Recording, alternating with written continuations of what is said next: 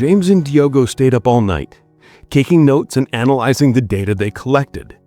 The room was taken over by the light of the next day, and there they were, hunched over toward the table with many papers scattered on the floor. Someone knocked on the door. James, are you in there?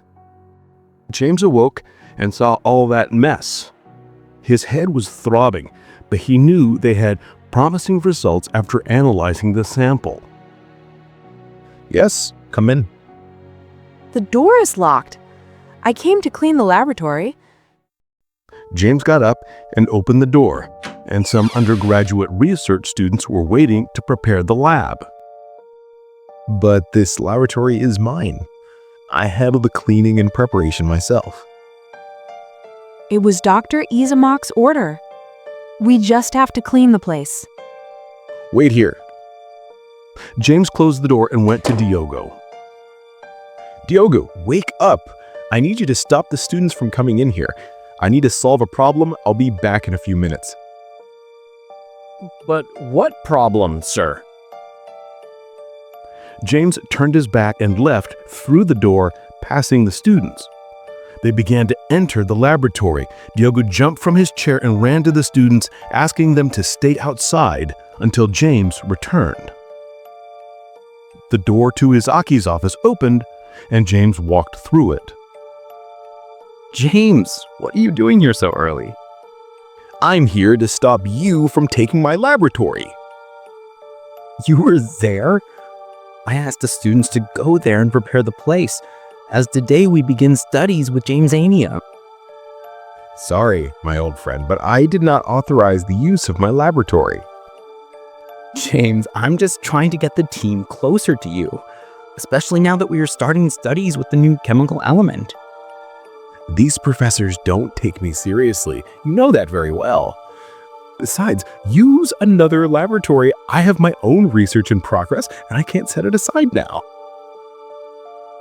For over 20 years, you've been working on this with no results. How about we start studies with Jamesianium in your laboratory? That way, you'll be much closer to this research that bears your name. Believe me, Isaque, I always had results. It doesn't mean I failed in the experiments that had no results. In fact, failure is a good result, and that's how I develop much more. James fixed his gaze on Isaque's eyes for long seconds, unable to utter a word. His breathing was out of control, his chest rising and falling rapidly as if the air wasn't reaching his lungs. His hands trembled slightly at his sides.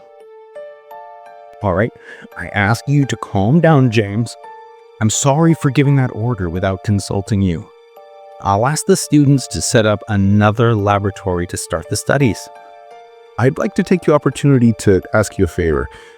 Give me a sample of the new chemical element. I need it to continue working.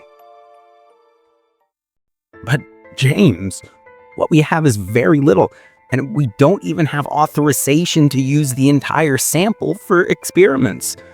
What do you want to do with it? You know, you have to be very careful not to lose the sample.